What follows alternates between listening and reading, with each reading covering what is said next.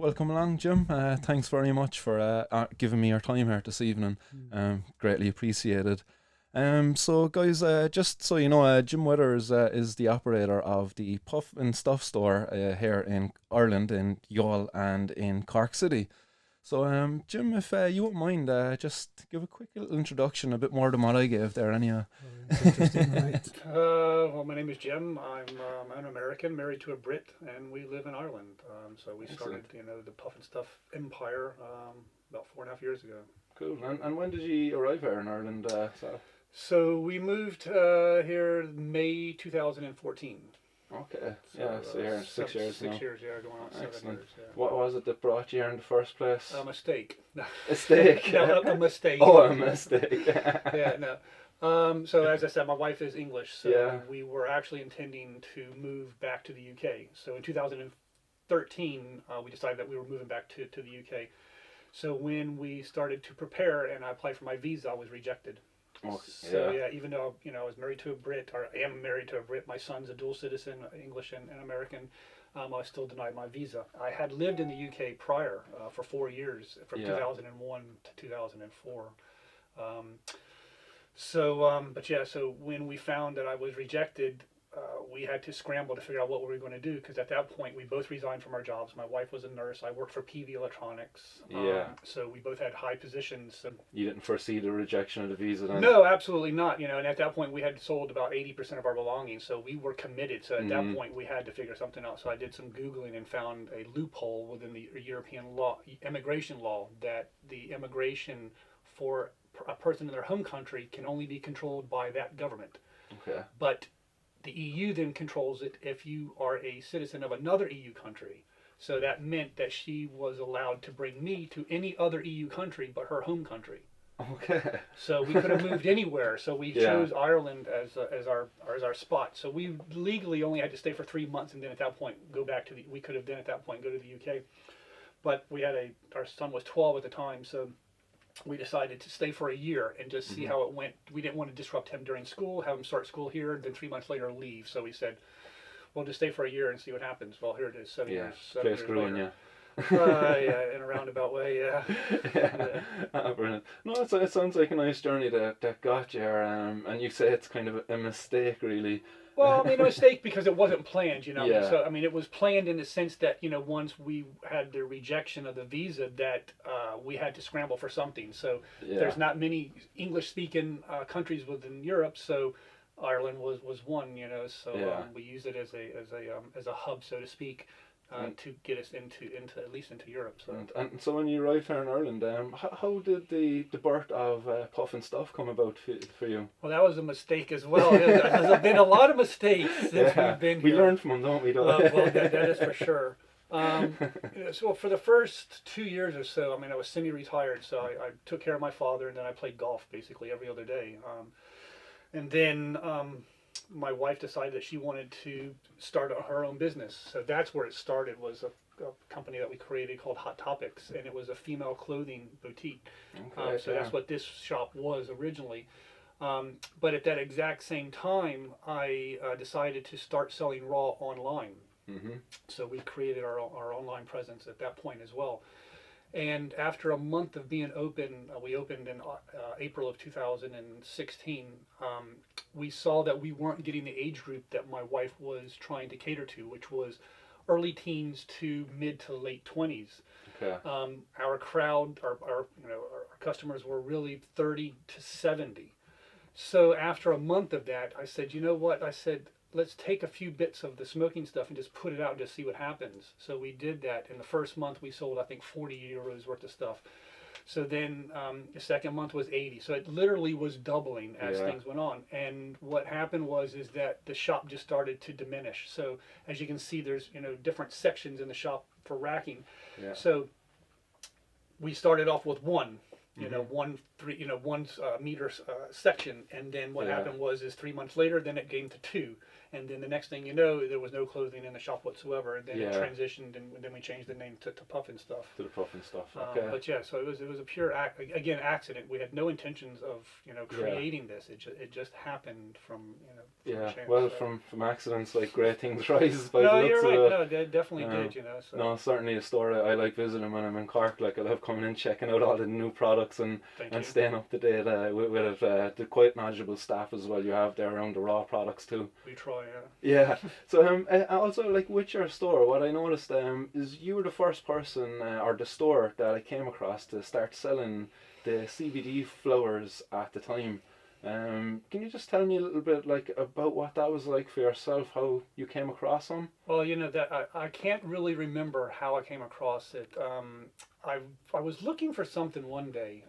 This was probably almost 4 years ago, and I came across some ground hemp, is what it was. And so I said, you know what, that seems interesting. So what dawned on me is that there is a better alternative for mixing cannabis than tobacco.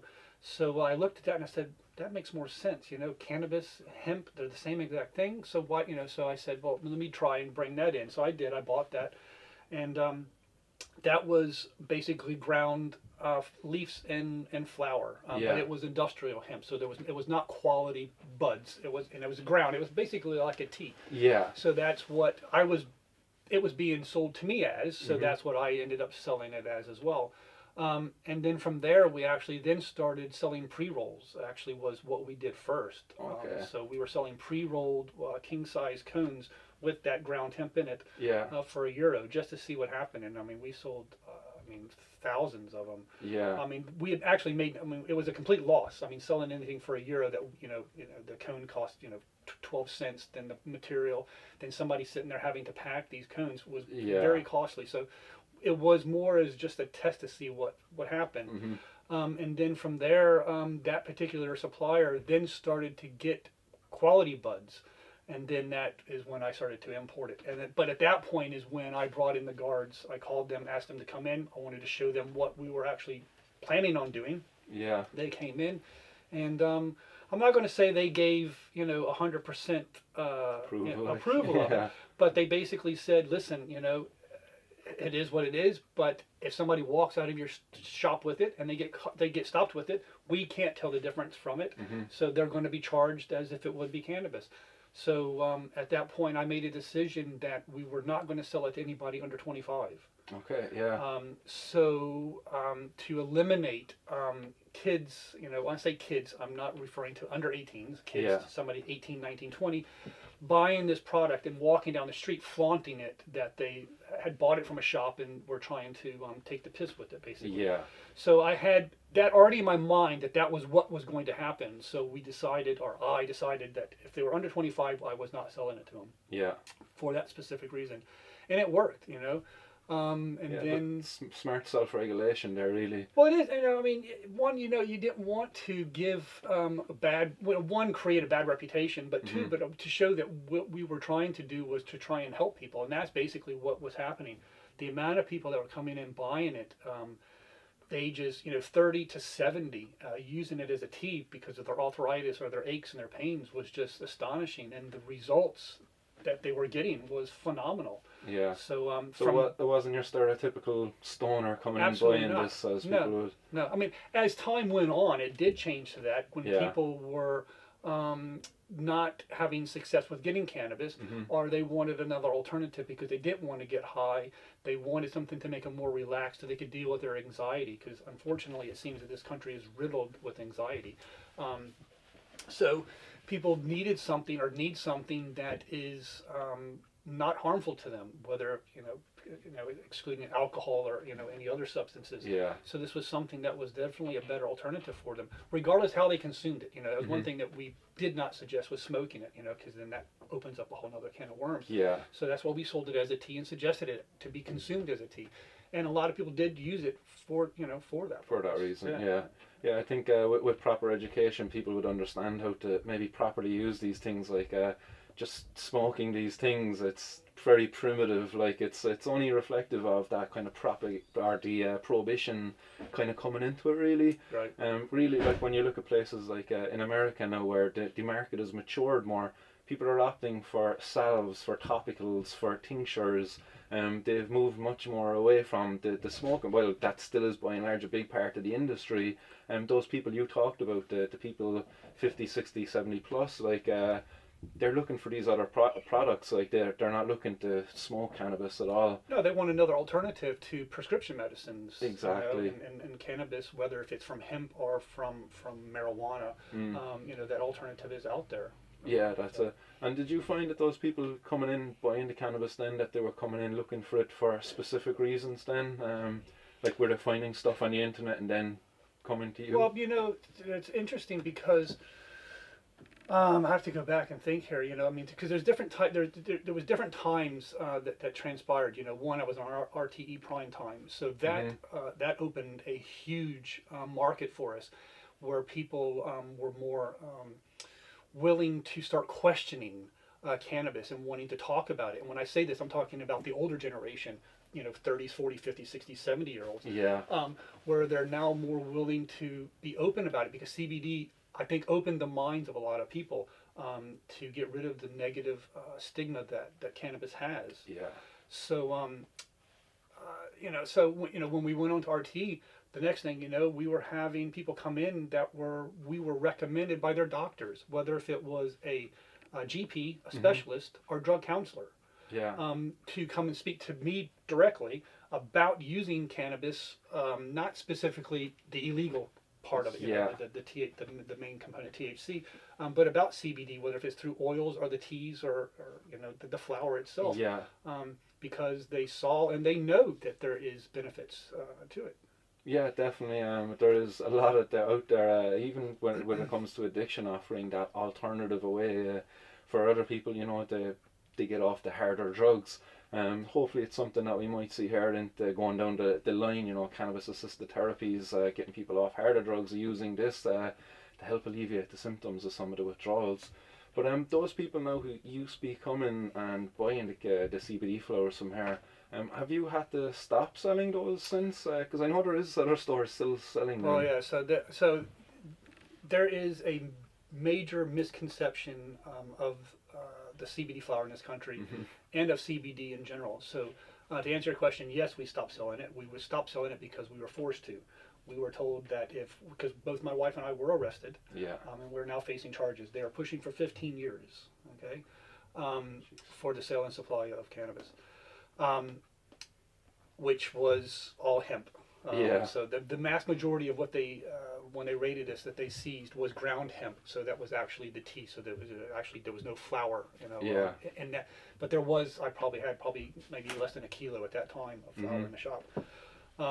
So under their instructions that we had to stop selling it, otherwise they would come and arrest us again. And having at that point a teenage child in school, and then our business, that was something that we just couldn't jeopardize. So unfortunately, the rest of the country, our businesses are continuing to sell it. There's literally hundreds of businesses in this country that are selling it. It's quite. It's disgusting. To be brutally honest. That we have been crucified for something that other businesses are allowed to sell. But go ahead. And is it mainly because of the kind of the situation with yourself and your wife? Like you're still currently waiting your approval of your citizenship for. Well, so I haven't applied for my citizenship. So my 5-year visa is renewing now. So that is a concern, because of having this legal, issue. But my wife is English, so we both have, concerns that there may be some sort of immigration repercussions because of this, So that was obviously discussed with the guards when during the 6-hour interrogation that we were waterboarded. 6 hours. 6 hours. Yes. Okay. Yeah. So tell me a bit about that. On that day, was it just your store that was raided? They didn't raid your house, or no? So so I think there's a couple of things that we'll need to cover to explain that, because there's definitely some different scenarios that has happened throughout the country with other businesses. So For ourselves, no, it was just our business. So, Okay. and the reason for that is because customs was not involved. So our raid was specifically because of an individual that purchased a product from us, left our shop, was walking down the street, and then was stopped and searched. When they searched him, they found a product on him. He says, "Well, I bought this at Puff and Stuff. Here's my receipt." And then the following day, the drug squad actually came in. Well, no, they didn't come in a raid. They actually came in and asked to take samples. So Okay. they came in, they took samples from us, and then 7 months later is when they came barging in with guns and a search warrant and raided the shop. Like, you were so obliging the first time. Like, why wouldn't they think like that? This guy's going to be obliging the second time. So I mean, if I told you, so here's another story. So this was the Youghal shop. So if we go back and look at, we opened up the cork shop 2 years ago, and I was actually working with the guards in the sense that they would come in and somebody would say, "Well, I bought this at," they got stopped, searched, and they had cannabis on them. They would then tell the guards, "Well, I bought it at so-and-so shop," which they Puff and Stuff. So then the guards come in with that suspect, asking us, do we recognize them, showed us the product, and then said, "Is this yours?" And we say no, and the next thing you know, they're being arrested. Jeez, that's an awful position to put you in. No, it really. is. Well, it is, but at the same time, if somebody's going to take the piss, and that was something that was actually going on Reddit, that there were individuals on Reddit suggesting to go buy cannabis or hemp flower, Carry this from receipt. and carry the receipt. Exactly. Yeah. So, and I think that's you're putting the shop in jeopardy by doing that. So Yeah. I was not for that. Totally in disagreement. So when this guy came in with the guards, I was not going to lie. It was real. I can tell. I've been around it 41 years. And I know what fucking cannabis looks like, smells like. You say you sold it to him. You're implicating That's yourself. exactly right. Yeah. But what's funny enough is that when she came in, because there's two of them, it was a female guard and a male. I was actually taking pictures of flour and had 11 jars filled, and taking pictures for the website. Yeah. And she came in, the first word she says, "I have no problem with you." So it seems to me that the guards don't really have a problem with it. So now you asked a question about, did my home get raided? So if we look, that same week that we were raided, JP from Little Collins was raided. Right, there was, Now, but his raid was because of customs. That's right. So that's why they raided his house and raided his home. They done a controlled delivery on his home. Yes. Yeah. Yeah. So there is two scenarios that's going on in the country. But there's only one case that I'm aware of, and that would be us, that we were actually targeted by the guards. But the rest of the country, whether if it's in Cork City, Waterford, Galway, Dublin, the guards don't want anything to do with it. Yeah. They are kind of just like saying, you know what, it is what it is, and have at it, basically. Yeah. But when customs is involved, that's when the tables are turned. Okay. So the customs go to the guards and say, okay, we have a warrant, so we want to go execute this. So then they have to participate. Exactly. So that's the two scenarios that's going on, and a lot of people don't understand that. Yeah. That if you look at everybody else that has been arrested, whether if it's Billy from Bloom's, JP, I don't know the name of the shop, but there's two other ones in Dublin, Funky Skunk. They have been because of customs, not because the guards have just got a hard on and said, you know what, they're selling cannabis, I'm going to go target them. Because if that was the case, then the whole country would be in uproar, or not say uproar, but everybody would be affected by this, not just specific businesses. So as long as the business is able to import that product and not get caught, everything's fine. Okay, yeah, that's an interesting one. Now that it's the customs leading the way here, and the Gardaí have kind of stepped off a little bit. Because they knew very well what you were doing the whole time here, and they only raided it then following up on the back of that guy. Well, I think so when we got raided by the drug squad. So I did not speak to the drug squad. I did not take that second step after notifying the guards. But at the end of the day, I did contact them. I made them aware. If he was overly concerned about it, then he should have picked up the phone and then called. So that proved the point that there is a lack of concern for it within the guards. So, and what did this do to your business then at that time? Like, because I'd imagine this was a nice kind of stream of revenue, I suppose, for the business. Like, not to say that you're making loads of money, but I'd imagine it was bringing customers in anyway. Because bringing customers in, I mean, so. But it's a twofold. It's not necessarily the money, but it's also the helping people. The gratification that you get when somebody walks in the door and tells you that what you are doing is making a major impact on their life, it's breathtaking. I mean, it puts tears in your eyes. Definitely, yeah. Because you've done something that people are actually getting benefits from, you know, and you can see that they're fed up with the traditional type of treatments that they're getting, and it's not working. So that, you know, going back to, you know, they're looking for other alternatives, and it's there, you know. Yeah, it's there. Sadly, a lot of them kind of finding it illegally on the street or through other stores that might be selling them substandard products. Like I've seen some stores like selling products called like I don't know, LA skunk or something like that. Like, but when you look at it, then you're wondering where they're getting these from, because if they're importing them from one of the 64 varieties that they have in the EU, like there's fellas relabeling the Fedora 65 or whatever it's called as skunk or haze or something like that. I mean, so there was some bad players out there within this industry back in the day. There is, but on the flip side of that is that when we look at it, there's 70 odd, you know, approved strains. Yeah. What people are buying are not of these approved strains. Yeah. Let's face the facts. You know, you can only do so much with hemp. Yeah. So there is definitely a lot of crossbreeding going on, and that crossbreeding is making the quality of the buds better, giving it better, you know, flavonoids, better terps. Yeah. So it is very misleading, and unfortunately, with that, the THC content is going to increase. That is not going to be this 0.2% that everybody has this misconception that's legal. Yeah. There is no legal amount of THC in this country. Interesting, yeah. Well, I would just thought that within the hemp growing industries that they would have had to abide by the EU regulations, that they have to get their seeds every season from an approved seed producer, so that they can't be kind of crossbreeding and doing those kind of things. Well, it's only the guys in, I think Switzerland is one of the companies or countries that kind of have that ability to do that, where I think they can work with like up to 1% THC. Yeah. But that allows them then that ability to play with the other CBD varieties to do that crossbreeding. Well, not CBD, our farmers can't do here. Well, exactly. Yeah. Yeah. But most of the farms in this country are not growing it for the flower. They're growing it for either for textiles or for the oils. Yeah. But then that brings in a whole new element that what they're doing is illegal under Irish law. Oh, yeah. Because the flower of the plant is not allowed to be used. No, yeah, they can't process it. No. So, you know, in fact, there was a I forgot the name of it was on RTE. They did an episode about CBD and about a farmer, and his barn was filled with flour upside down. Yeah. And it's like, how are you? You know, this is why is he not being rated? You know? Because that flour hanging upside down is illegal. It is written in the hemp license that you can only use the seek and stalk. The seek and the stalk. Yeah. So, you know, there is definitely some dodgy things going on. You know.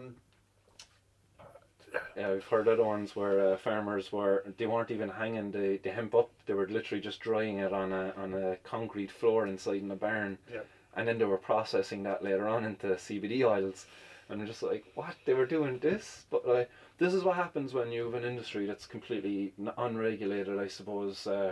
It is, but unfortunately, as we all know, that if it does go into regulation, then it's going to be worse than what it is now. Yeah. You know, so that there's a flip side to that as well. True. You know, That's true.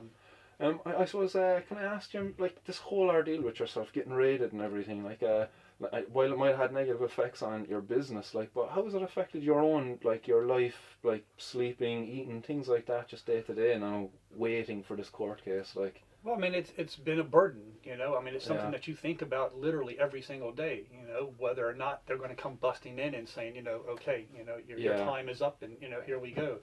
So, yeah, I mean, it's been nerve-wracking.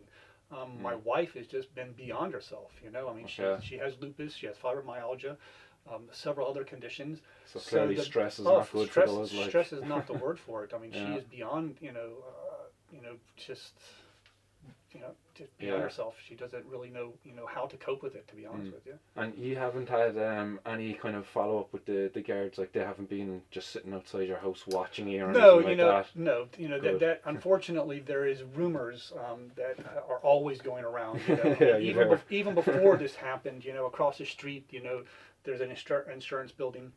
And there's a little box up there, you know. How many times I've been told that that's a camera is just ridiculous, and it's not, you know. But this was prior to it, you know. Yeah. people just like to make things up and talk about things. So no, they don't follow us. Our business is not under surveillance. They don't care. That's what I said. Okay. So. Well, that is good to hear that you haven't been getting any kind of hassle off of them afterwards, or there's no cops trying to make a name for himself out there and target you. No, yes. That is good. Well, for now, we'll see what happens, Yeah. And I suppose when you were getting into this, were you worried at all that this was a possibility? Well, or? I mean, I did my research. Okay? Yeah. So prior to bringing it in, and my thought was the same as what everybody else is, right? Mm-hmm. The EU says this, the Irish says this. There's kind of a gray area.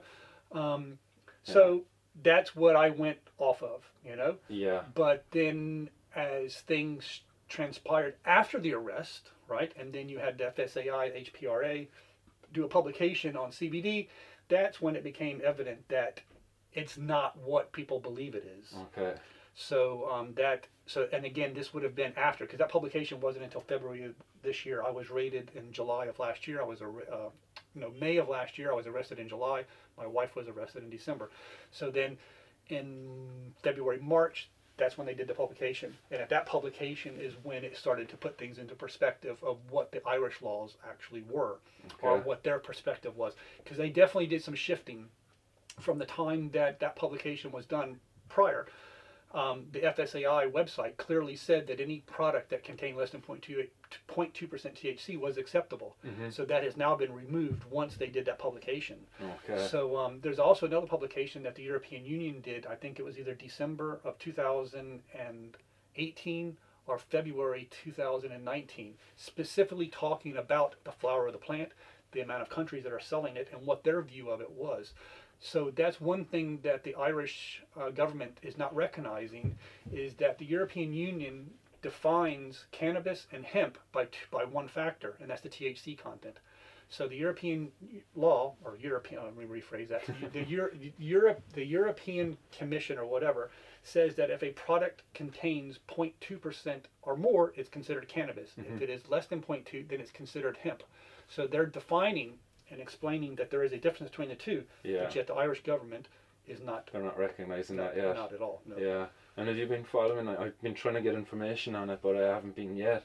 The European Commission, or whoever the guys are in charge of this, they're trying to make any CBD now that's taken from the cannabis plant and define it as a narcotic. Yep. But if you were to take a bunch of chemicals and synthetically create CBD, that's not a narcotic. It's madness. This is some of the nonsense. I'm only waiting to hear more progression on that. But so I believe they were supposed to vote last month, and I think right. it was pushed to this month. And then I read something just within the past day or so that I think is pushed to December or something like that. Yeah, they're just kicking the can down the road. Yep. Coronavirus is a great excuse for a lot of this stuff. But sadly. I mean, but when you look at the whole CBD industry within Ireland, all aspect of it is illegal. Mm. So, because, one, the CBD is taken from the flower of the plant, which is illegal. Two, because it has any THC in it. So, it's almost like saying, well, petrol is legal, but petroleum is illegal. Well, how the fuck am I going to get petrol if I can't use petroleum? And that's the exact same scenario. Yeah. Is that so they clearly state that CBD is legal, mm-hmm. but yet the plant, or the part of the plant that it comes from, is illegal. Is illegal, yeah. What morons made this crap up? Yeah, I mean, it makes no sense at all. And that's something that worries me going forward. When we are close to seeing some policy changes and stuff, and it's just that the changes that might come about. As you say, you can grow cannabis plant out your back garden quite easily, and you can get the CBD from it. But currently people are being forced to pay above and beyond what it's actually worth because of just the process to get a product to market, all of the hoops people have to jump through. But meanwhile, people won't ever be allowed to grow it out their back garden if the right policies aren't changed. And I don't see that happening until people like ourselves now, who really, we're within the community, you see the people come through your door, you're dealing with them on a day-to-day basis. Yep.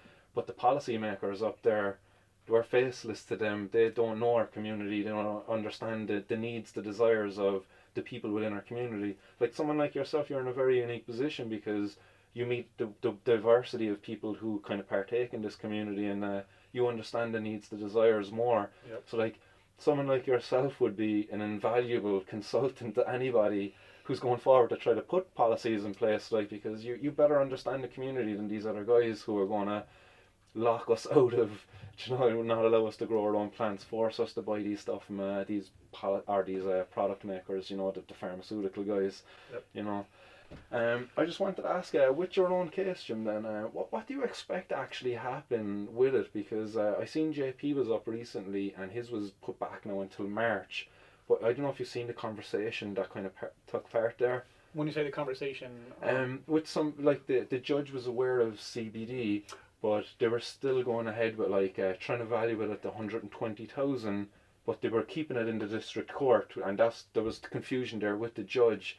The judge. I did read that. So I mean, yeah, they're definitely. I think that's a positive thing. Would you agree with that being a positive thing? Well, I don't know, because the way that the article read is that she instructed the defendant's lawyers or solicitors to do more research, and that seemed a bit odd. Why should the defendant be doing more research when it should be the prosecutor to try and build their case up? Yeah. Because this is almost as saying that you're guilty, and you prove your innocence. Yeah, and you need to prove you're innocent when it should be vice versa. But one thing I was not aware of exactly when that court case took place. I am trying to actually find out. I'm not sure if you are aware of it. No, I've seen the article coming out afterwards. Yeah, so and I don't know if this was something that happened last year or if it's something that happened this year. We've reached out to the one that did the article, and they've yet to reply back with any type of response. But it is, it is valuable information, at least for myself, because of the situation I'm in, to see what is actually going on.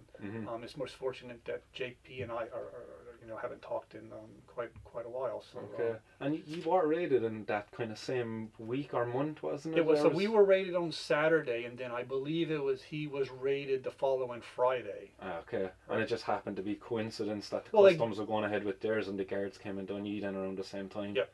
Okay. So I mean, because it took them 7 months for them to get their analysis, is what it was. Yeah. So if we go take a step back, their analysis is not to test the percentage of THC. It was to test to see if it has THC. Yeah. So they don't really care whether or not or what the actual percentage is. That's because the law just explicitly states that THC is a controlled and banned substance, I suppose. Well, I think it is more so that, from my understanding, that the laboratory that they use is actually in someone's flat. No way. Yes, that is approved from the previous Health Minister, Simon Harris. It is some sort. Now, I have heard that he is a mate of Simon Harris's, and he is doing the test inside of his flat. Interesting. I'll have to get my investigator hat on for that one. Yes, because I don't know if you've seen the little protest they done in Cork there, where I brought in the pots with the seeds into them. They're gone for analysis, so they're probably germinating some fella's flat. Well, exactly. Yeah, but how are they going to test the seed? I mean, because really there is no cannabinoids in the seed. Yeah, no, I was kind of gobsmacked at what they said, that they were going to send it for analysis that day. I thought, like, my admission of what I was doing was enough for them, but maybe Simon Harris's buddy needs the extra income. Well, that's it. Yeah. But I was also, because I did meet with the head of the drug squad in Cork City as well. Okay. So when we opened in the city, I then went to them as well to talk to them and get their viewpoint on it, and that didn't go as planned. Really? That they were more unaware of the situation, which I think was bullshit. Yeah. Well, I think that was they were not admitting it. So I gave them the information, and actually even brought in samples with me into the station, and then with the interrogation room that we were in, I sat with two of them, and laid it out, and basically he just said, I'll get back to you and let you know. And then I got a phone call from him probably about a week later, saying that he's had confirmation from Dublin that it is illegal and that you need to stop selling it. And I said, well, that's fine that you're telling me this face to face. I said, what about the other 6 shops that are around me that are selling the exact same thing, that are within a kilometer? And he says, well, we'll deal with that, And I said, okay. And then didn't hear anything. I'd say 6 months went by probably, and then 2 undercover detectives come in and say, listen, you got to stop selling it. And I said, okay. I said, that's fine. I said, you're telling me. I said, what about these other shops, Yeah. So I knew that they were actually coming because I just had a phone call from Funky Skunk letting me know that they were there. Yeah. So when they left my premises, then they went down to the other competitors on the same street, and then asked them to stop selling it, or told them to stop selling it. Yeah. And what's ironic is that I was the only one that stopped selling it, you know, and all these other shops continued. But then the other shop was raided just within the past 2 months. Yeah, another controlled delivery done right, again exactly, by the customs. but through customs, exactly. Yeah. So I mean, if you can see a pattern here, you know. So I mean, I've talked to a guy in Donegal, you know, 'cause, you know, after my raid, and then it was because I was on, I think, 5 radio stations. I was in 3 or 4 newspapers. Okay. So there was a lot of talk going on, and I was getting loads of phone calls from other businesses wanting to know exactly what's going on. So, you know, I explained the situation, but that's when I started to put things into perspective, that the guards didn't care. You know, that's when I saw what was going on, looking at their cases and saying, okay, well, wait a second, you know, this one here, they didn't go in there. It was the customs that instigated this, you know, and it seemed that every single one of them, and going back to Billy from Bloom's was actually the first one to get caught, I guess, for importing it, and he was importing product from the United States. Okay. So, but then you have these local businesses. I won't mention names because I don't want to support these people, but you know, that are supposedly growing it within the country and selling it, and then but what's ironic is that on their website, you know, every one of them says that it's completely legal, and misleading people. Well, it is misleading people. I mean, because what's going to happen when somebody does get convicted of this and they bought a product from, you know, one of these other businesses, you know? But here's the thing, and you mentioned this to me before, that when you came in, that I told you that it was illegal. Illegal, yeah. Right. I wasn't, you know, at that point, because of what I read, the articles, so at that point I had pieced it together that according to Irish government, that it was illegal. But within the EU, it was kind of misunderstood. Yeah. You know, so there could be, you know, a gray area, so to speak. Yeah. But at the end of the day, I was selling it to people to help them. But at the same time, I did not want to sell it to you or anybody else. And you have a misconception that what you were buying was 100% legal, and that there was no jeopardy of you walking out the door with it. Yeah. So nobody else, and again, nobody else would give you that information. So it's the same as somebody walking in buying CBD oil from me.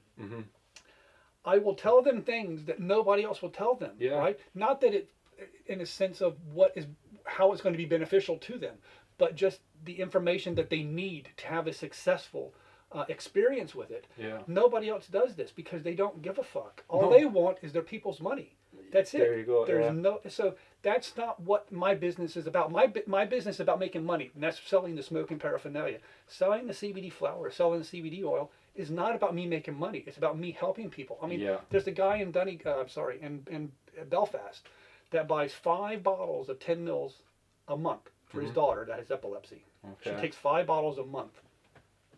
I gave it to him almost at cost. I'm making nothing to help him because I think you know, I personally think that he's giving his daughter way too much, but he's going off the recommendations from the doctors in Spain. Okay. So he's doing it, you know. So you know, I've talked to him about trying to reduce it, but her seizures are still happening, and I believe it's because of the over amount of CBD that they're giving. But the point to that is that I'm not into the CBD business to make tons of money. That's not what it was about. It was about, 1, helping people, but also to help my business grow, you know. Yeah. So, but that's the difference in every other business that's selling this stuff. They can fucking care less. Yeah, it's about money. That's what I got from some of them again. Like I won't name names again, just pointing fingers and stuff. But definitely seems like there is certain players out there who don't have the community at heart. Like the point, like some like yourself now and the Funky Skunk, they've always been there at the core of the community and helping out where needed. Like with the different activist kind of things that happened over the years. But there has been other people like even in Cork City like who never once and we've approached them before like, you know, support for this, support for that, and no, like they're a complete stone wall. They just want your money, and they don't really care about the community that they're serving and taking the money from at all. Like, so it is great that we have businesses like yourself doing this for the community. And again, like that, like how many businesses out there would go out of their way and provide products for cost, like for people just to help them, like Again, that's not what you get into business for. You get in to make money, but along the way, you kind of, you know, the human side of you comes out really. Well, it does, but you know it's going to come back to you and double, you know, because of that, you know. Yeah. But again, that's not the agenda. The agenda is to help people. No, it's a selfless act, like, yeah. But it's to re-educate people, because there's a lot of misconceptions and misunderstandings. Yeah. You know, so you know, the more that we can do, and the more people that we can talk to, you know, the better the better educated people can definitely. And I suppose just to get back to the question there is, what do you think will be the outcome of this? Do you think this is something that, like the fact that you're not up in court yet and all that, do you think there's something there, somebody is just trying to avoid it? Nobody wants to deal with it? You know, I don't know. You know, that is. So if we go back and look at what took place, so if we go back to May of last year, so between May and July of last year, the communication that I had with other businesses was that everybody else's cases were on hold. Okay. Okay, and what they were being, I don't want to say being told, but what they were being led to believe is that there was one case that was going to take precedent over every other one, and what happened with that case was going to then dictate what happened to the rest of us. Right. Yeah. Well, it was understood that we were the test case for it. Okay. So when I saw that post on Reddit about Little Collins going to court, that kind of set me back, because that contradicted what I was being told by numerous people. So yeah, I mean, I really don't know. You know, I hope that it just fucking goes away. You know, yeah, I mean, but I guess really what's going to happen is going to be contingent on Little Collins, on what happens there. Yeah. And then, because if they can build a case with that and actually get a conviction from it, because he'd be facing 15 years, so life, you know, which is considered life in this country. Yeah. He'd be facing the exact same charges, because I mean, he had a substantial more amount than I did. You 1 kilo, he had about 6, is it? Or? No, I think he had more than I had approximately 3. Oh, 3, yeah, okay. And then I can't, you know, his, I don't know. You'd have to calculate. Did they stick a value on yours? Was it 60? They said so. I don't know. They never really said, you know. I mean, because when I went in and did the interrogation, I was not very cooperative, I guess you could say. Yeah. She was very, she kept saying to me, stop being fucking difficult, you know. And this is the guard now. Oh, yeah. Oh, then the other parts of the conversation, so, that they don't probably weren't being difficult. Well, no, you know, I mean, at the end of the day, I mean, you just want to get out of there. Well, I mean, you know, you have what you have, you know. Yeah. You know, I've told you that we're legitimate. You know what we are. We're a legitimate business. You know, this is what we were doing. You know, so I mean, what else are you trying to squeeze out of me? You know, I mean, they wanted to know everything. You know, how did I buy it? Where was I buying it? I mean, you know, you have all the fucking invoices. They're there. You know, there's the invoices. There's the lab reports. Everything that you've taken, you've got all the information for. Yeah. So you're squeezing me. I mean, I'm not buying it from the fucking. The criminal gangs in Dublin, you know, this is products that are being imported, supposedly legal, you know, from other European countries. So, so I don't know, you know. It sounds like they were just treating like your average criminal like that. They just kind of catch like, basically, and not like the special case that it is, like, which is a legitimate business trying to sell what they believe like to be a product that exists, and it does basically exist in the grey area. Like, you have the FSAI saying one thing. You've the judicial system then saying another thing. Like, well, you got multiples. I mean, because you got it's revenue, you got HPRA, you got FSAI, you got the guards, then you have, you know, the ministers, you know, and every single one of them has a completely different view of it. And there's no, you know, going back to what I was saying, you know, about the inconsistencies, is that it seems that it's intentional to make it inconsistent, so that way nobody can be held accountable. When I say nobody, within the government can be held accountable, you know. So, so CBD is legal, but yet you can't take it from that because it's illegal. Well, why are you doing this? Well, we do this because it makes it confusing, and then nobody can be blamed for it. You know, we can all sit back and say, you know, I mean, that's what it seems to be, you know. Yeah. It's madness, but you know, something needs to be done. You know, I thought that we had. A few good people within the government that were pro, you know, like Gino Kenny. I've had numerous conversations with him when Vera had her book release and the signing. You know, I met with Gino when he came to Cork and talked to him about the situation.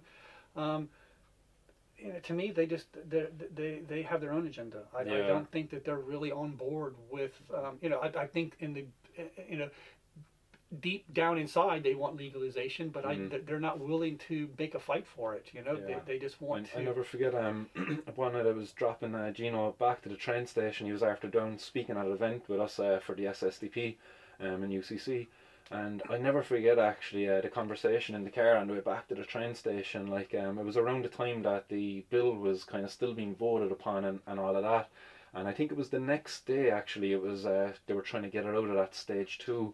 But he sounded like very defeated in the car that evening, and he was just like, "No, the bill is dead." Like I could just feel it, like the fight was gone in a minute. Like it was just like the fire was really dampened. Like he just sounded defeated. Like and.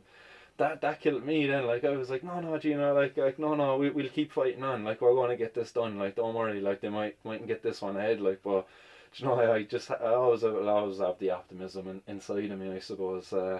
But for yourself, like what do you see? Like where's your faith in the government? Do you think this current government have it in them to do something, or do you think no? I don't think they change? I don't think that they do, and I don't think that the next government does, and or the one out, the one coming after that one.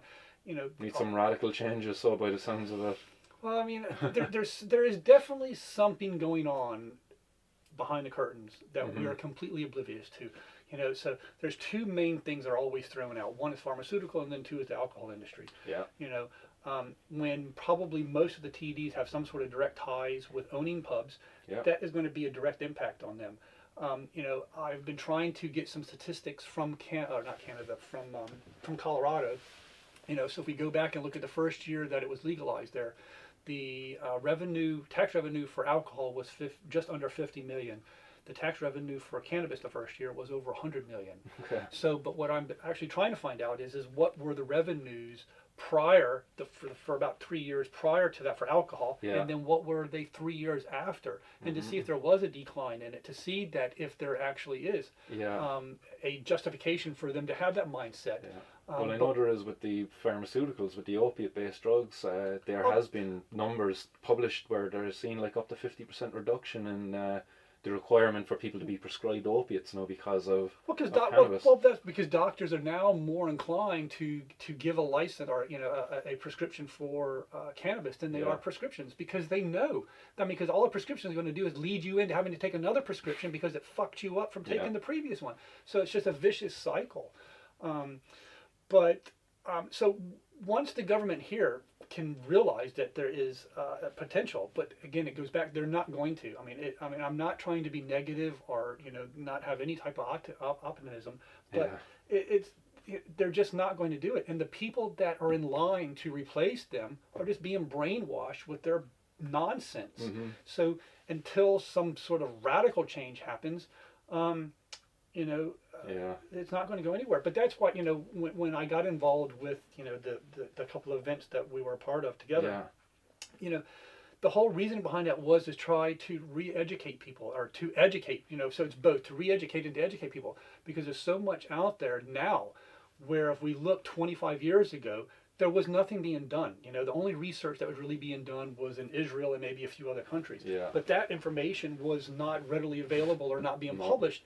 So, if you look at what's taken place in the United States, it was been classed as a, class 1 drug specifically to stop people from being able to do research from it. Because if we go back and look at time, Nixon was given reports by the doctors and scientists to show that there was nothing wrong with it. But Nixon had a hard-on for cannabis. So, the Schaefer reports are recommended decriminalizing it. Well, exactly. Well, I mean, but if we looked, so from 1930 when cannabis was made illegal, but it was only made illegal for private consumption or recreational.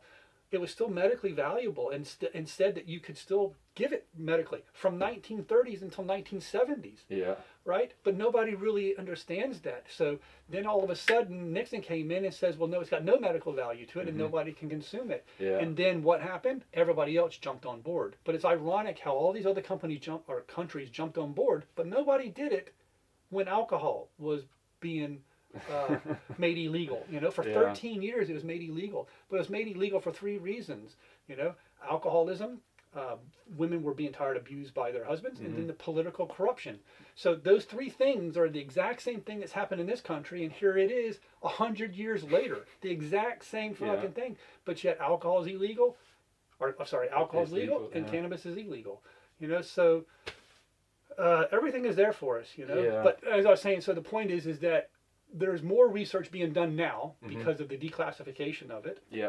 So we have the statistics that we need that are true, where all the past 100 years it's been bullshit. It's all been lies, everything, the propaganda to keep people against cannabis. You know, so it's. Yeah, I think the stats there was like almost 70% of the studies into cannabis were to find out the harms of it, and about 30% then looking at the therapeutic uses. Now that's changed. Like I'd say, if you went back 10 years ago, it would have been maybe 90-10. This is something that's stats from the last 2 years ago. I think that came out. So that might have changed again. Maybe we might be even more 65-35 now. There is definitely a big pushback towards studying the benefits. Sadly, a lot of it is the try to pharmaceuticalize some of these things. That one study that always stands out to mind was the one in France there, where the patient died in the trial. But I'll never forget the headline. It was like a patient dies in a medical cannabis trial. But that was synthetic though, wasn't it? Synthetic. Yeah, exactly. Like this is it. But the headline, like it was there, and I was straight away. I was like, whoa, somebody died from medical cannabis. I straight into it. I thought there was something to it. Read into it. I'm like, no, it's a synthetic drug they created to target a receptor that basically something in cannabis interacts with to trigger the feeling of hunger. So what they were trying to do is they were trying to mimic that chemical to try to suppress hunger in patients who are maybe overweight. So that's what they were trying to do. They killed somebody because the guy's brain hemorrhaged, I think, is what happened. But like, this is what kills me. Like, if these guys were able to just work with the natural plant and not try to synthesize this stuff, like. But that's why when the pharmaceutical is involved, and that's what that's their objective. I mean, that's their whole business. Is everything is synthetic. There's nothing in any of those products that are natural products. You know, so it's a fucked up game. Yeah. And where do you see yourself if we did get that day where cannabis was legalized? Would you be kind of getting into that industry then more and catering for it? So, or would you stay as a paraphernalia store? Well, okay. So I do have a source on the inside that has been giving me some information. I haven't talked to them in a while, but I have been told two things.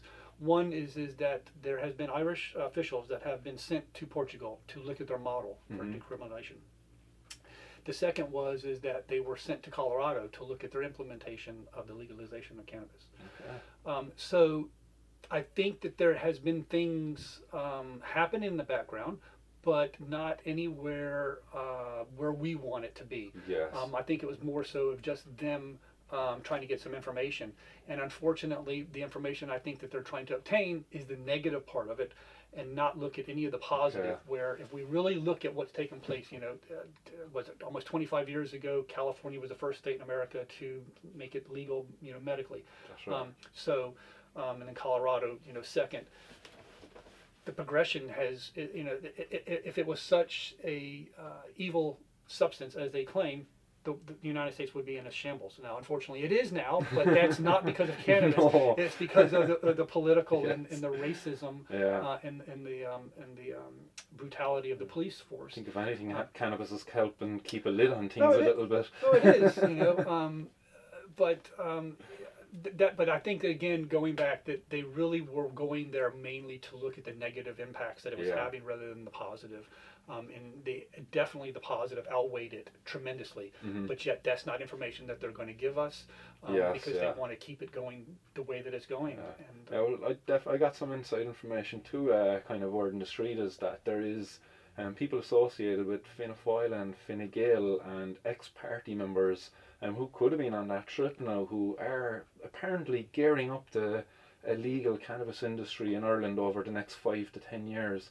Now, like I say, the industry that they see would be one where me or you would never be able to grow a plant out of our back garden because that wouldn't be profitable for them at all in their industry. So that's what I'm hearing anyway. Well, so going back to what I was informed was that if they do this, that there would be only 100 licenses issued.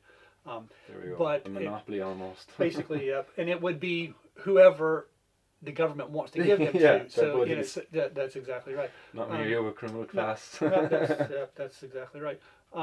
But they're going to keep it within the family, is what it is, So it's very disheartening. There is great potential, I mean, There is. let's, So I did a post after that TV, I don't remember her name now, that made that comment about her contingency being inundated with edibles and the packaging for being targeted towards teens. I mean, the reality is that candy isn't necessarily just targeted to kids. It's attracted or targeted to every single person, because even adults are attracted to that packaging. Yeah.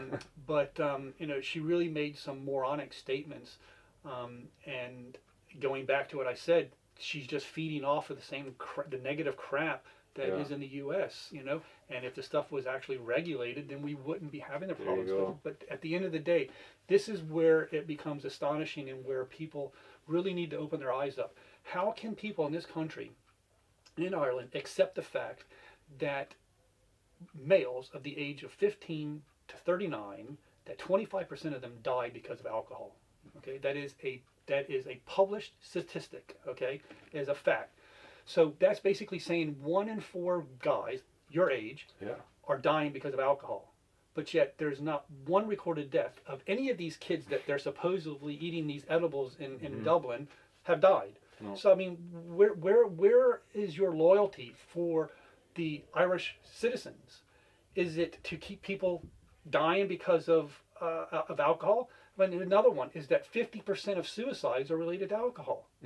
I mean, why? Why is this substance allowed to be legal? Yeah. And here we are in a pandemic where, social distancing is a major concern, and we're now into another lockdown, but yet pubs can stay open. Yeah. Where they're fucking, the pubs are usually the size of a fucking garage, for you to be legally, within social distancing, you'd only allow 3 people in there, but they're fucking... It's for alcohol, I suppose. We acknowledge that, like, oh yeah, humans to have a desire to get a bit inebriated, like get a bit drunk, and we allow them with alcohol. But when it comes to cannabis and these others, then like we just close the door on that thought, like that. Oh, maybe people want to experience these other states altered, like or mildly altered. Like when you smoke cannabis, like would you really say you're altered or? Like, well, no, I think so every individual is different for cannabis. But the thing is but not every individual is different when it comes to alcohol. Alcohol is going to do 2 things, guaranteed. It's either going to make somebody extremely angry and violent, or 2, it's going to make them lovey-dovey. Okay, but for the most part, it's going to make them violent. So, so let's look at the statistics. 25% increase in domestic violence since the pandemic started. Why is that? Because people are sitting at home drinking. There you go. Right, but. Yeah. Is a stoner sitting there hitting his wife, son, daughter, or whatever? No. I mean, probably shooting someone up on Call of Duty. No, that's exactly right. Raiding the refrigerator. But but this is something that really needs to be addressed, and I do not see anybody within our community discussing these facts with the government and having somebody to stand there and be accountable. Say, well, how is it that you are allowed or accepting the fact that this is a pandemic? I mean, the fucking alcohol in this country is a pandemic. So we don't have just one pandemic, the COVID-19. We have alcohol. That is a serious problem in this country. But yet it is completely and utterly accepted. Yeah. When it's a poison. I mean, and the reality is that, I made a comment on Reddit, which I fucking hate Reddit, by the way, I always say, because the fucking nonsense. But, I made a comment about alcohol being a man-made substance.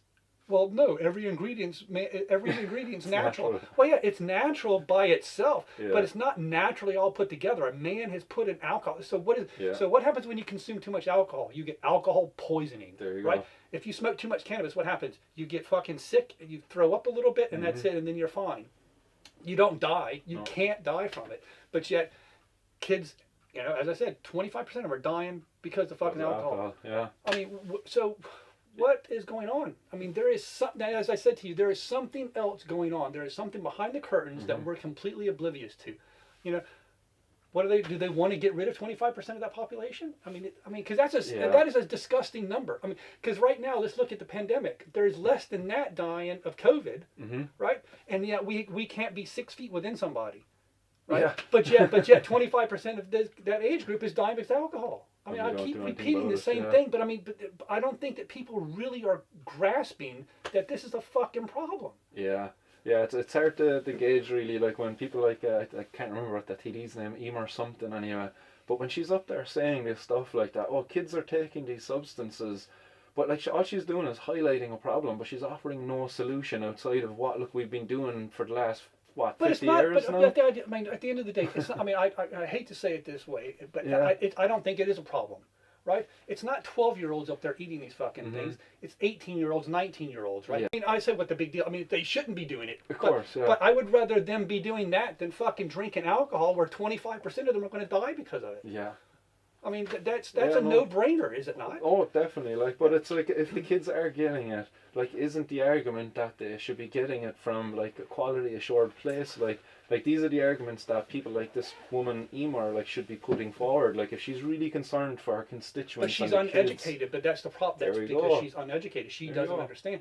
But as I, and I actually sent her an email, and I posted that email on a post that somebody, of the article that she was in, and basically it was that most of the stuff that these kids are buying are kids. When I say kids, I'm referring to 18, 19, 20-year-olds. I'm not referring to 15-year-olds, okay?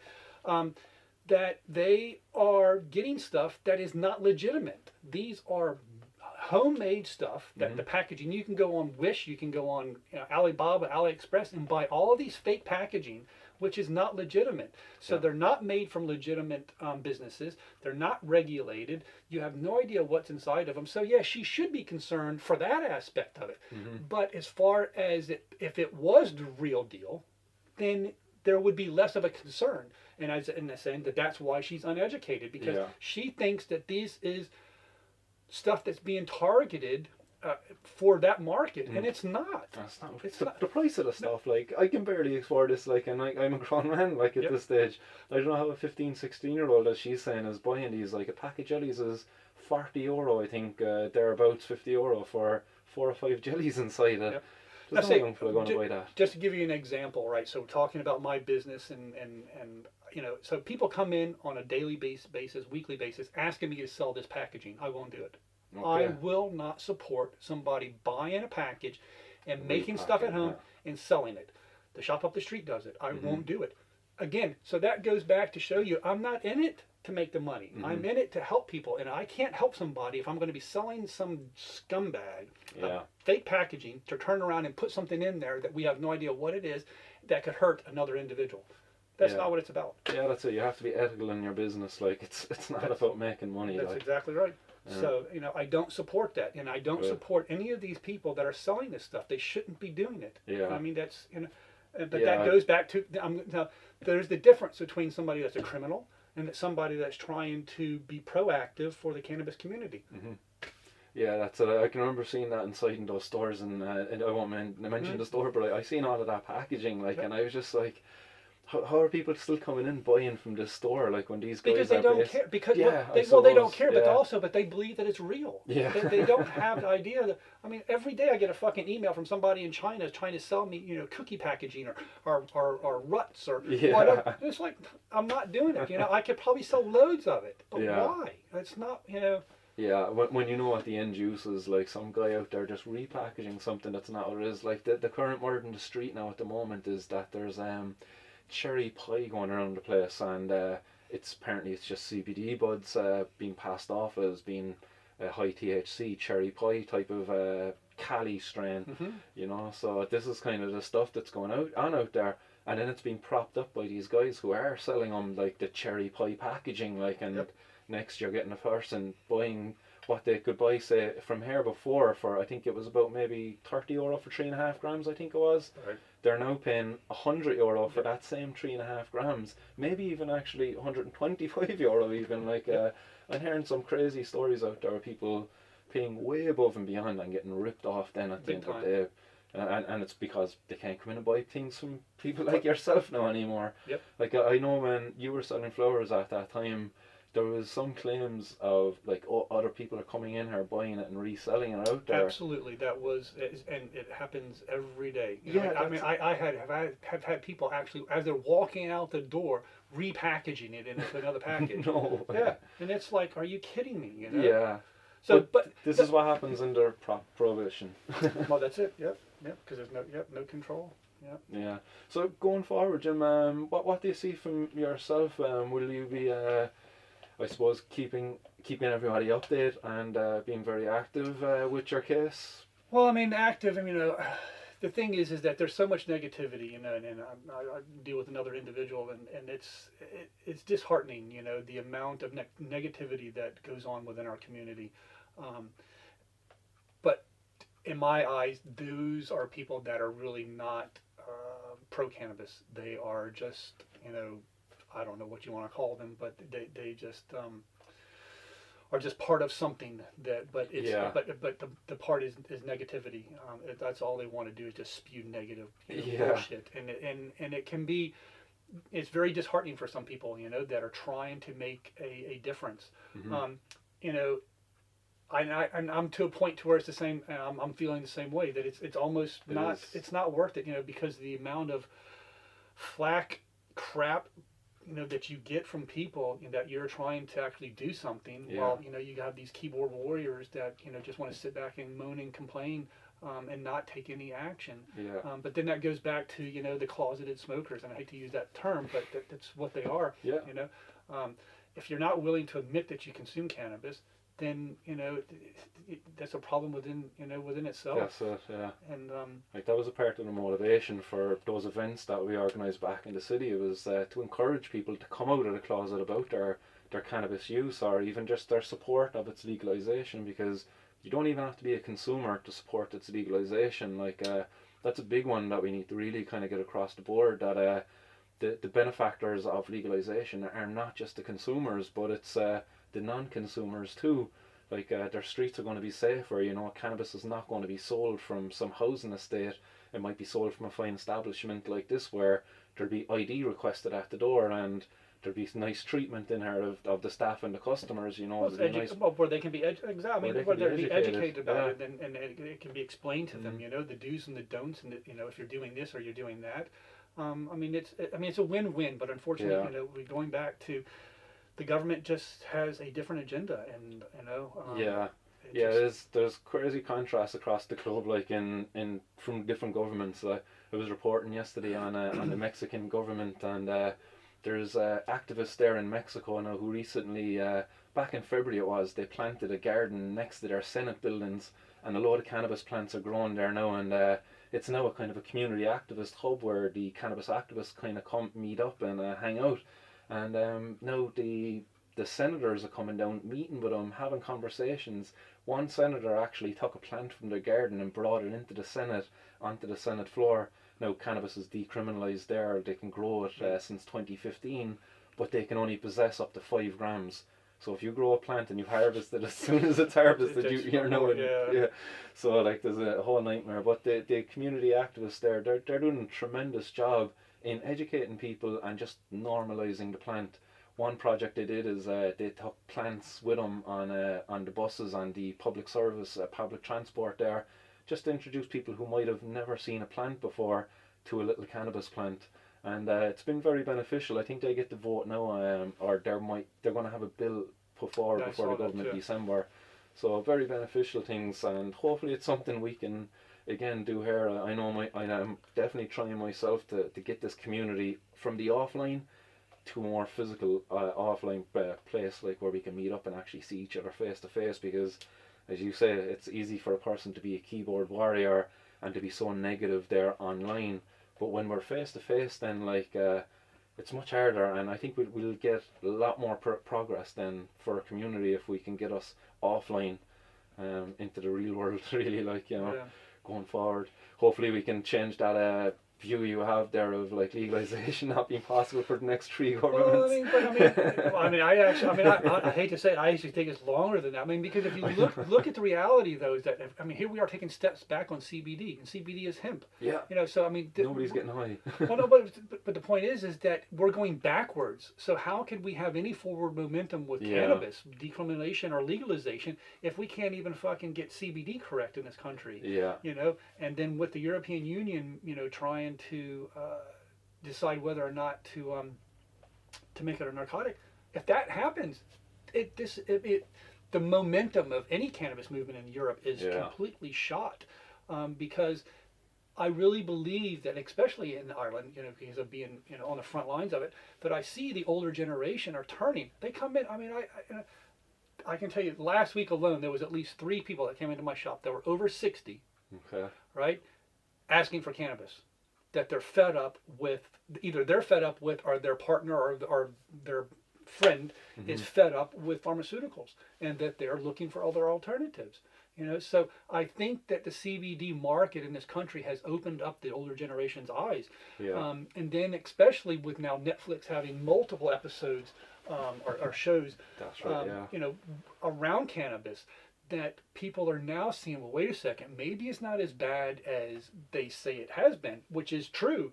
But again, the government's still feeding off of the negatives, so they say, well, wait a second, look at Colorado, here's all the negatives from it. Well, wait a second, talk about the positives. But that's what, as long as they continue to feed the public with that bullshit, we're not going to go anywhere. And that's why I'm unfortunately looking at it from the negative aspect of it, that as long as they're feeding the people the negative stuff, that we're going to be spinning our wheels. I mean, I would like to see it. It's hard to have faith though out there with like even people in the media. Like our protests back then were very successful, and they were very peaceful, and they portrayed our community very well. None of the media picked up at all on it. Like they didn't pick up on like all the positive aspects, and they didn't even pick up on the negative aspect of how the Gardaí kind of showed up on the day. Like I really thought after that day when the Gardaí showed up in force, like that this was going to be the kind of the talk of the town come Monday, but not a peep at all. Like and there was a lot of positives there from that. Like the place was left spotless afterwards. Everybody kind of came congregated, socially distanced, to the best of our ability in a field with people just kind of randomly showing up, like but the media don't do that. They don't portray us at all. They only ever want to demonize us, really. Drag us through the thing, cannabis store or not smoke store owner raided, €60,000 worth of cannabis seized. Like they're just looking for those kind of sensational things at all, but they don't ever want that. Like people like Vera really put cannabis out there, like for people now in that older generation, because like she just really normalized, she personalized it really because of her own story, and I think then that brought it home for a lot of people because they can relate it. My aunt had cancer, my uncle had epilepsy, and these are conditions that can benefit from cannabis access. So people like Vera, people like yourself, like by having the CBD there, like you're really doing tremendous work, like in breaking down that stigma and normalizing cannabis. So, and that's kind of it there for myself. Unless you have anything to add in there yourself, Jim, I've no further questions for you today. Yeah, no, not really. I mean, I wish that we could get a major movement going. Shout out to the major movement up in Dublin. Oh, yeah. But we need hundreds of thousands of people, to really get behind this. And until that happens, I don't really see it happening. And I've mentioned before, about a petition. It's something, But what's disheartening is that if you look at any petition that's been created, there's never more than a couple of thousand that participate in it. And if people in this country really want to see something happen with cannabis, then that's at least one step that can at least get people to start opening their eyes up to it.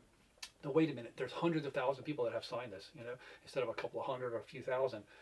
We don't have the numbers, if you look at it from a different perspective of somebody that is anti-cannabis or somebody that's on the fence, you're like, well, wait a second, there's not that many people, so what different, what difference does it really make?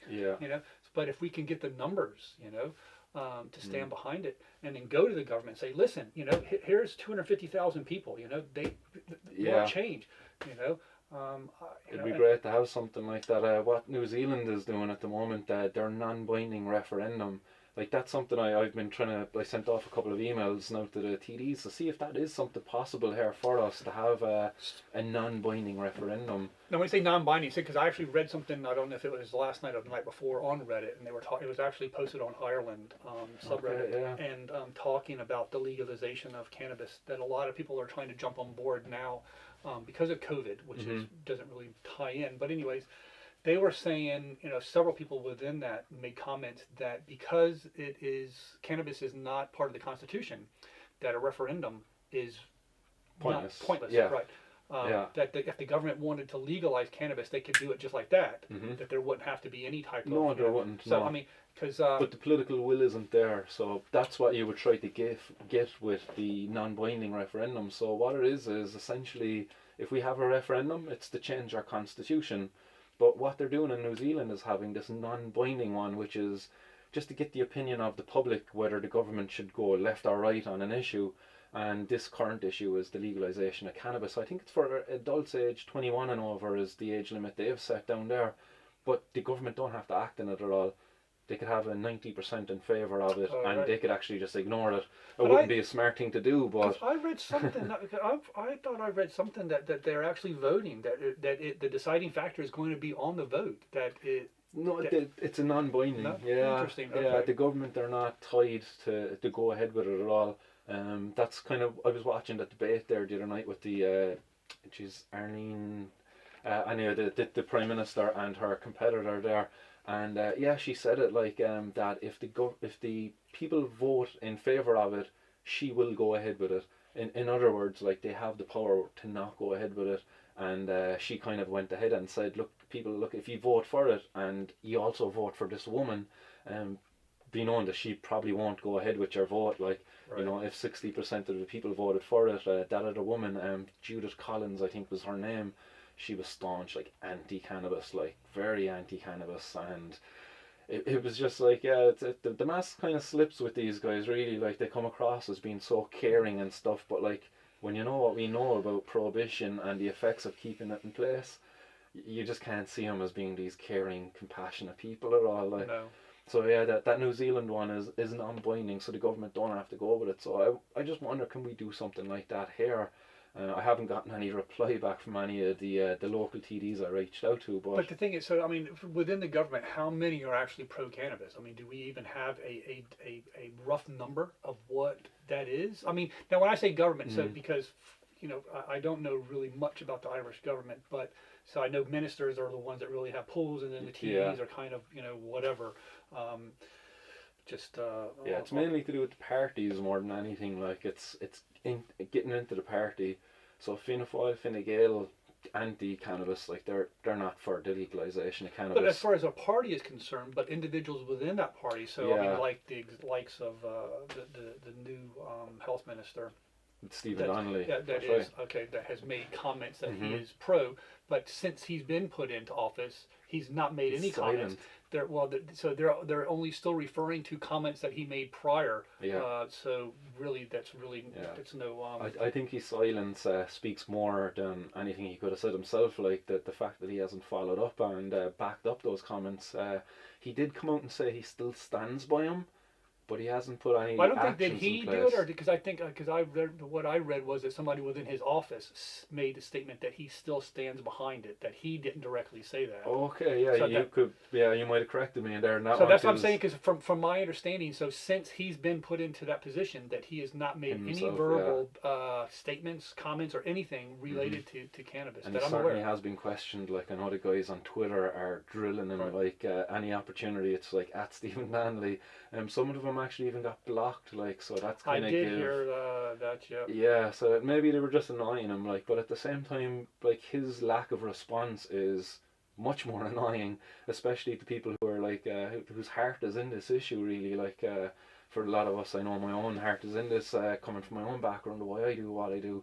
But there's other people out there, and then he thinks that it's okay just to block these people then rather than respond, which is like, a very childish. A very childish Yeah. thing to do, but the responsible thing for a minister in his position, having said what he said in the past, is he should be arranging a meeting with himself, Helen McEntee, which is our Justice Minister, and Frank Feighan, which is the guy responsible for the National Drug Strategy.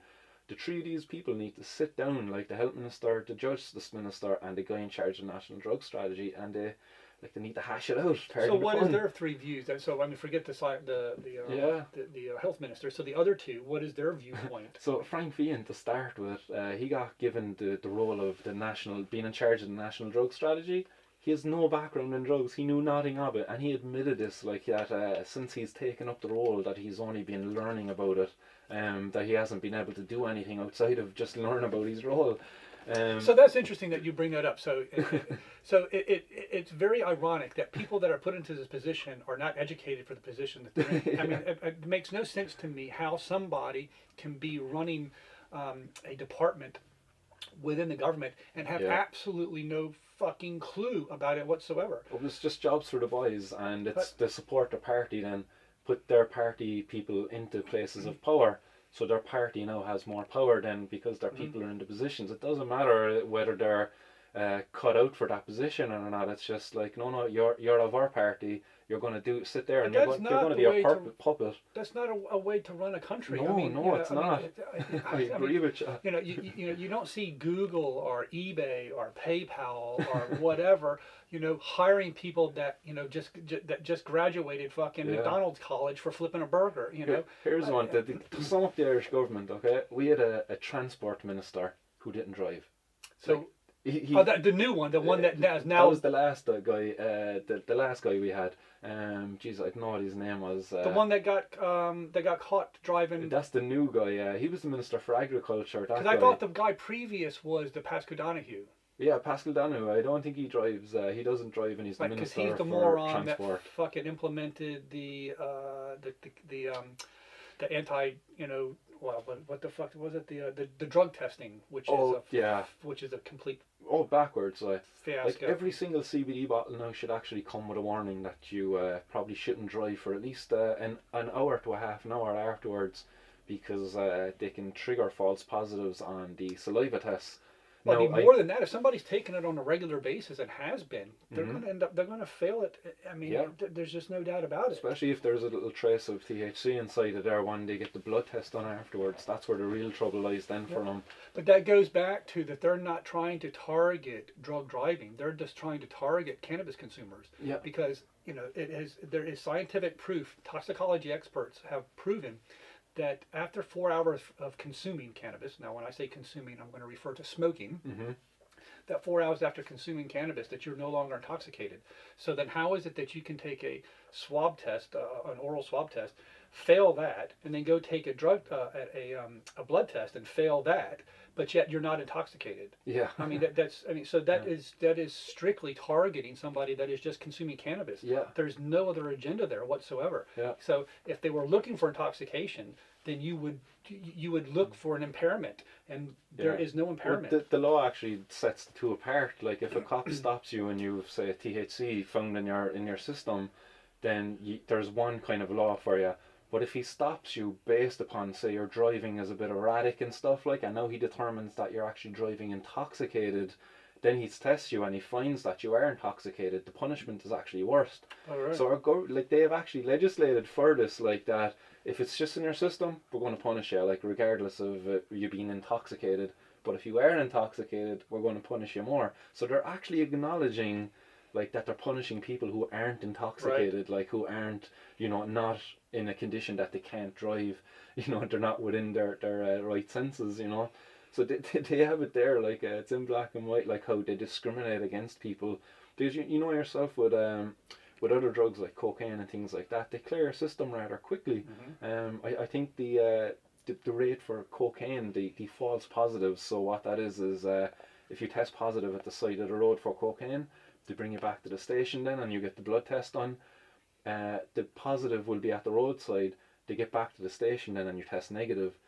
Because of just the time it takes for that duration of going from there to there, like it's enough for allow some passage through the system. Like it might have been the night before that you're taking it, with cannabis, like, you're never going to get that. It sticks to the fat in your body and hangs around for a week to 3 months, depending on the rate of your usage. Well, habitual users is going to be 3 months. Yeah, through the roof. But even now, your people who are using the CBD oils, like, that have a slight trace of THC, they're now going to be accumulating THC in their system, and if they fail a drug test, a saliva test, like, they're going to be tested next THCs in their system. Right. The rate is so low. It's 1 nanogram per milliliter of blood. Like, it's not an indication of intoxication, as we talked about. Yep. But the But bar that is surely set has to be incredibly low. unconstitutional, though. I mean, the reality is that they're not looking for intoxication. They're not looking for anything other than somebody that consumes it. Yeah. But I want to say something going back, because you mentioned the THC content in the CBD oils. Yeah. So going back to the FSAI report earlier this year about the 38 products that they did a survey on. I'm not sure if you're aware of this, but because I know that you did a podcast and you talked about some numbers on there. But are you aware of this? That out of those products, there were numerous ones that had 0 cannabinoids. Yeah. Okay. When I say 0, I mean 0. But yet, the only products that were recalled were the ones that had THC in them, right? But here's what's even more fucked up, is the companies that had 0 in there were actually being funded by Enterprise Ireland, okay? So you have a government agency in this country that is funding companies to produce fake CBD oil, and the FSAI was aware of it and did not recall those products. Jeez, like...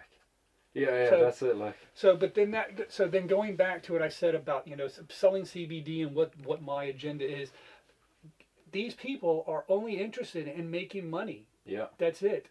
So the amount of false products that are within the Irish and the UK market is phenomenal. Yeah. And if anybody out there that is looking to buy CBD, make sure that you're buying it from a major brand. I hate to say it, that if I was to buy CBD oil, I would not buy a Irish brand or a UK brand, period. I'm sorry. I'm not trying to, discount every company in this country, but at the same time, it's a risk, unless you take that product that you buy, send it off to a laboratory, whether if it's in Waterford, because there's a lab there that can have it tested, or send it to somewhere in Barcelona. There's a laboratory that I use there, and have it tested. That's going to cost you €75 per test. Per test, right? So you're going to go spend 30, 40, 50, €100 on a bottle of CBD oil, and for you to ensure that you're getting what you're buying, you need to send that off. Yeah.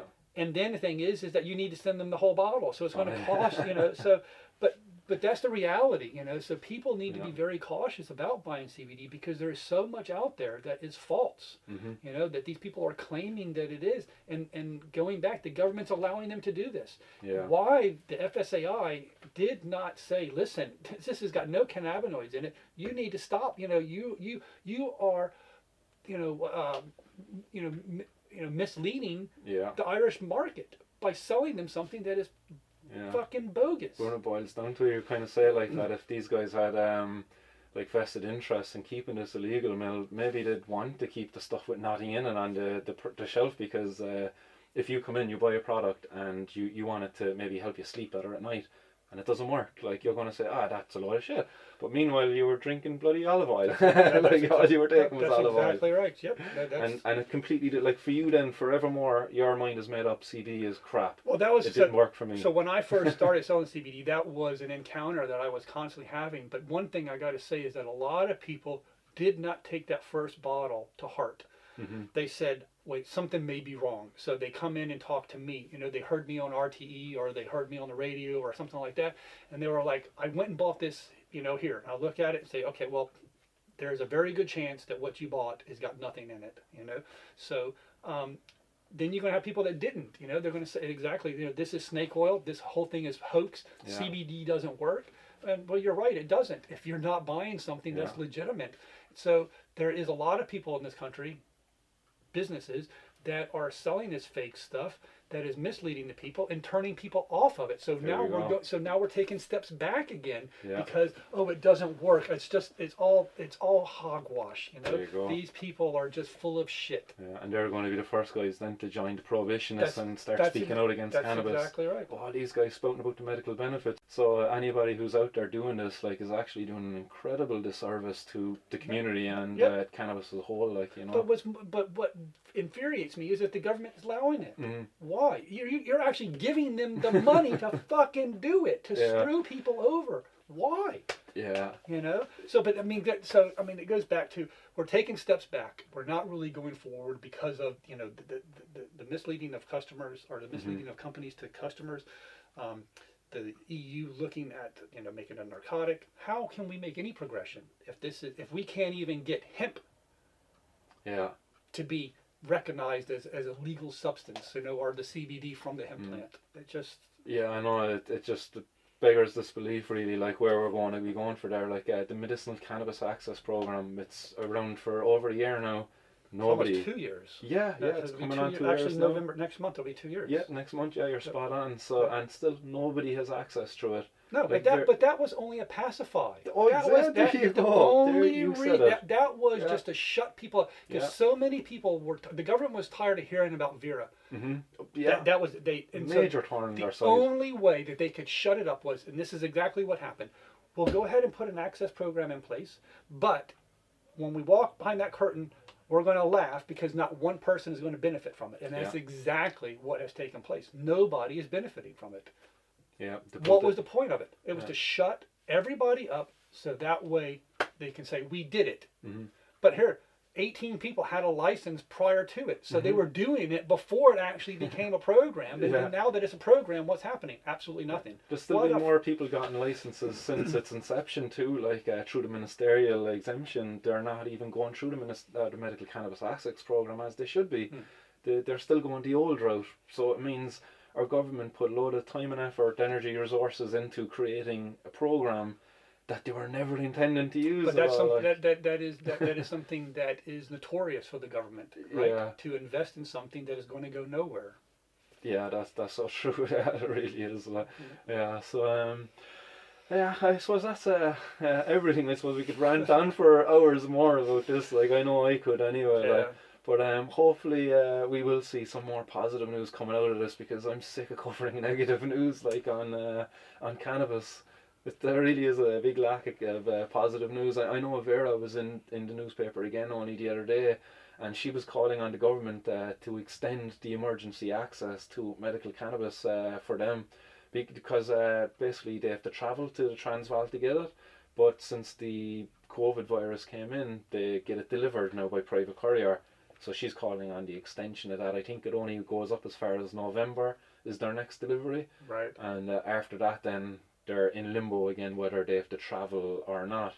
So like this is the most recent news that's kind of coming out from Ireland. But again, like, it's kind of negative. Like, it's a woman who fought a long, hard battle. She did. And is still fighting the battle she's won, but the war continues.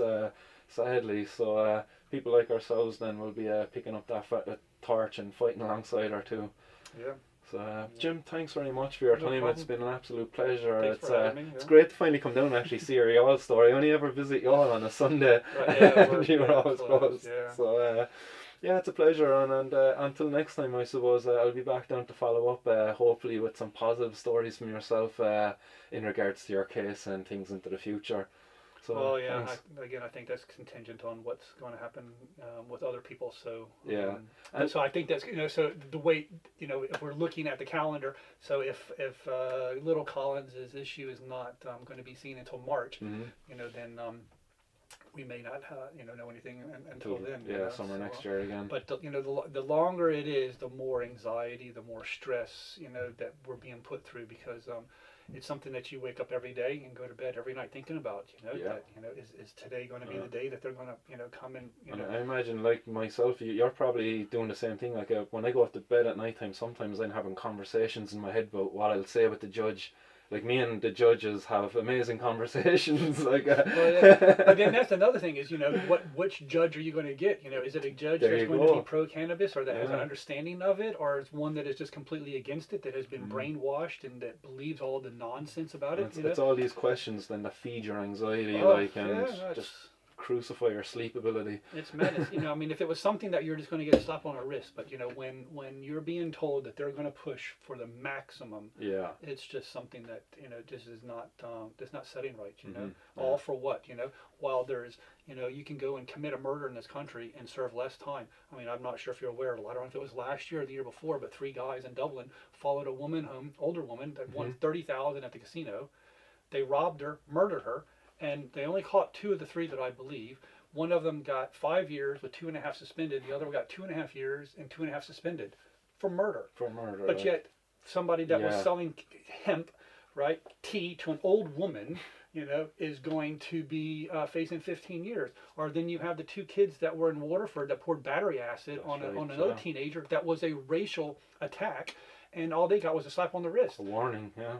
Yeah, but then, right, what happened just a couple of weeks ago? That girl in the with the skateboard there that won and threw coffee on Leo there, right? Yeah. They're actually they're going to try and find her and prosecute her for assault. Okay. Well, wait a second, assault because why? Right, but let's look at this kid that's now defigured because of acid, and there's nothing happening to these 2 kids. What? Something is Yeah. fucking wrong here. That's I mean, big time. And she didn't even throw coffee over him. It was a Well, cold drink. Well, Apparently, whatever. milkshake. Well, yeah, whatever it is. But the thing is, he just wiped the fucking Yeah. thing off. He wasn't harmed by it, But they're going to go after this individual for that. Yeah. Well, what about this kid? I Yeah. don't understand. Where is the justice?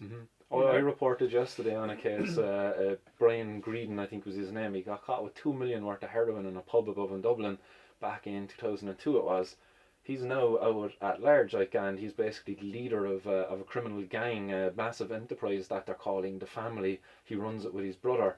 But these guys are out. The brother got caught in 2015 with almost 4 million worth of cocaine.